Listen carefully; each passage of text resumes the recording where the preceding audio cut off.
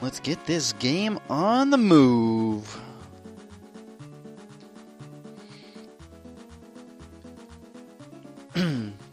Alright guys, we're going to load up one more time. Make sure that we've got it right this time.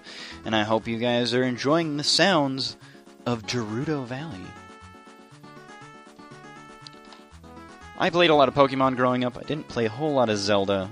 But you know what? I still enjoy the soundtracks because Nintendo games just tend to have really good soundtracks. Let's be honest. Alright, so now getting underway in the round of 32... we have in the upper left-hand corner, WaveLynic. Ooh, let's rotate that around, just stutter that. It's like I'm scratching on, you know, I'm a DJ. Alright, and in the lower right-hand corner, we have our blue Zerg Septimus. Alright, everybody, good luck and have fun. It is a PVZ, and it looks like we've got a fairly... oh, no, he's not going across the map. Thank goodness. I thought we were going to have a proxy. And we're going to check everything out, make sure that nobody can see anything funny. Looks like a pretty normal map. Everything's pretty good. We are good to go. I'm going to check the chat log real quick. Maybe. We should be good. I don't see it, and I don't want to stop the stream. And if I hit F11, it is going to stop the stream. So we don't want to do that. So everybody, GLHF, everything's running as it should be. We should be good to go. Alright, so in ZVP, a lot of times we used to see a lot of Forge Fast expands, but we're starting to see a lot of Gateway expands.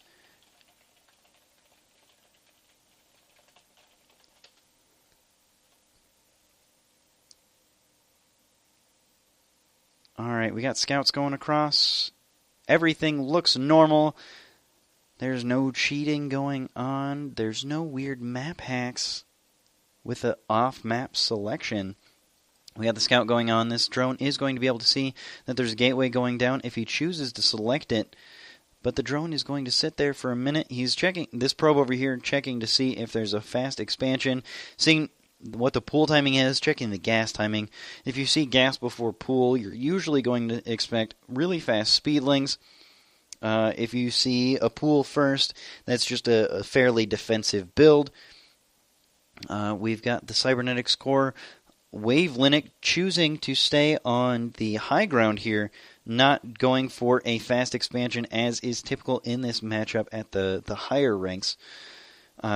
And we've got the pool going down, gas before pool, as I mentioned earlier, so getting a small surround here, but that probe going to run away just barely through that hole there, but scared away nevertheless. That expansion going down for Septimus. This is fairly standard here, and that drone coming back might be able to pick off, get another pot shot at this probe right here. Not going to be able to do too much, but they're going to pass right through each other. Looks like he's just going to go straight to one of the minerals, which is a pretty smart choice. You want to be mining as much as possible in this early game.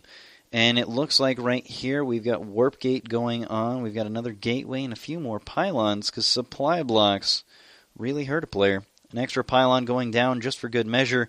Really going to power up this gateway extra specially. Probably going to want to drop an extra pylon right here just to make sure that we don't deny any power to any of these. If there were some sort of mutas coming in, you could get rid of that power pretty quick on that one gateway. But choosing to overpower some things is not a bad choice, especially when you're going up against Zerg. Artosis pylons tend to be a thing that Zerg players like to go after. I can tell you right now that that's one thing that I really enjoy. That expansion going down for Septimus, he's getting that early macro going. And he's got the Zergling speed a little over halfway done. We've got Baneling Nest going down. It looks like he's going to want to try and bust this front door with this sort of assortment. If I had to make a guess, that would be what it would be. Early Baneling bust, pretty imminent. He's got that option going for him, or he might go for some more tech once he gets a little bit more gas. But banking up this much gas instead of pulling out of the gas, he's going to want to spend that gas somehow. He's got the Evo chamber here. He can get the early upgrades. It's a great choice. Get the armor upgrades on those Banelings so they don't get picked off before they get up to what they're trying to detonate on. But we do have sentries here. Some good force fields will keep banelings at bay. If you've got 4 sentries, you're going to be able to basically infinitely spam force fields on this ramp right here and keep everything out. You might also be able to pick a few things off if you get some stalkers out. And it looks like we're going to see the melee attack coming out right here. So these Zerglings are going to do a little bit more damage. We got Lair Tech on the way. Going to be able to go for any sort of early baneling speed, any sort of mutas. And so our Protoss player needs to get this wall in because Zerglings in this amount are going to be able to run past just about anything if that wall isn't there. Going to pick off this Overlord right here, make sure that he denies any sort of scouting. And this right here, this Immortal, pretty much going to counter roaches, but not a whole lot of roaches on the field. So whether this is a good choice for the late game, we will yet to find out. But it can be a good choice, especially since they've got so much health. They do a decent amount of damage. I mean, you see that right there. That's 20 damage. That's Brood War cannon damage right there. Got an Observer going to be able to scout everything out. He sees the Lings running by. He's going to be able to get ready with these sentries right here. This base may not be able to make it, but he's going to wait probably until as long as he can. But these Zerglings not going to keep going. So he cancels that knowing that the Zerglings are coming. But they've come back. So that right there, little tricky mind games going on and keeping WaveLynic on the one base. Extra Zealots coming in because Zealots are very strong against the Zerglings. So what he has seen, I mean, Septimus is making good decisions for what he's seen. He's seen the Zerglings move out, but keeping the Observer a little closer to this area might have been a little better. And it looks like another hatchery going to go down. Going to be 3 base versus 1 base, which is a great position to be in as a Zerg player. Roach Warren now going down, and we'll see how that goes for him. As we mentioned earlier, with the Immortals on the way, I mean, just not a whole lot that Roaches are going to be able to do against Immortals. He needs to keep pumping out the Immortals with the Roaches coming. It'll be interesting to see if we're going to see any Void Rays coming out of our Protoss player, but now that he's seen that there's no Zergling attack coming, he is safe to expand. He should be able to expand anytime now, if he so chooses. Getting a little too close to that Overseer and getting picked off just a little bit with that Observer, that Queen doing as much damage as she could. And now moving to the low ground to secure this base a little better. Getting the base a little bit later as Protoss, not always a bad thing. I mean, it's not going to put you too far behind. He's got a decent army here. He should have he has the advantage at the moment. With this amount of Zealots against this amount of Zerglings, he's got the army advantage. He should be alright holding this off. Especially with this much at the top of the ramp, he's got sentries that'll be able to wall this in. But our players right here are just going to be able to macro up for a little bit. Saw that Phoenix going across the map. Let's follow it around and see what he sees. He's going to spot that 3rd base going right there. And he should be able to scout most of the tech that's going on. That Queen's not going to be able to pick it off too early. Sees all the Zerglings right there. And if he's pretty good about it, he's going to be able to see that Roach Warren. Sees that small building right there. And that little building right here, he may not have clicked on it, but he does see the spire. All he has to know is that it's one of the smallest buildings available, and as long as it's not a spore crawler or a spine crawler, it will be the spire. But once you see the layer tech, when you see all the gases being saturated, it's pretty clear that it's going to be a spire. That's pretty much the obvious choice. Got a bunch of Zerglings morphing in, and our Protoss player is going to move across the map. He has a real Phoenix here going across that is probably in response to the mutas that he saw instead of going for the Void Rays. Void Ray's not as good against Zerglings as Phoenix are against mutas. But Zealot's definitely coming in and going to be able to split this army up with some good force fields if he decides to take them. Force fielding this army in half would be a great choice right now so the Zerglings can't get a good surround. But even with the superior, fairly even upgrades going on right now.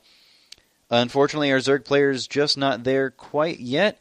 He's got the upgrades. He's got 2-1 almost done. That second upgrade on the way. All these Zealots going in, and they're going to do a ton of damage to all these drones. Going to be able to do a lot of damage to this lair. He should be able to send these sentries down and force field the ramp and keep any reinforcements from coming in. This Zealot going toe-to-toe with this Queen. if he takes these sentries off, he's going to be able to force field the ramp and keep anything from coming in while he's wiping out the rest of this base. He's going to stop any further upgrades, stop any more Roach production, stop any future Muta production. And, I mean, this is all the tech that our Zerg player has, and our Protoss player doing a terrible amount of damage. Going to have to rebuild it from our Zerg player. We've got a Muta on the field, but it's not going to be able to do too much. Because, honestly, mass sentry against mass Muta, the sentries win. It's just, that's how it goes. Force field's going down behind the Roach is not going to be able to micro away. Great move here by our Protoss player. Our Protoss player going to sweep this base out completely, picking off a bunch of Overlords with this army. And all our Zerg player can do right now is sit back and build the biggest army possible. But if you look right here, he can only build drones and Overlords. He's rebuilding a spawning pool, but it may be too little too late. These Muta's not going to be able to focused down too quickly because the Stalkers aren't in huge numbers. But you know what? The Sentries, like I told you, Sentry versus Mass Muta. There's the GG right here. That's the good game. Well played, WaveLynic. That was a great game by both of you. And so, you know what? There's the round of 32 from DKG's Avos. A good game from both players. And we will be on to the next round, which should be the Sweet 16. I'm going to stop for just a moment, get myself a drink. I'm quite parched. I'll be right back. Enjoy the music.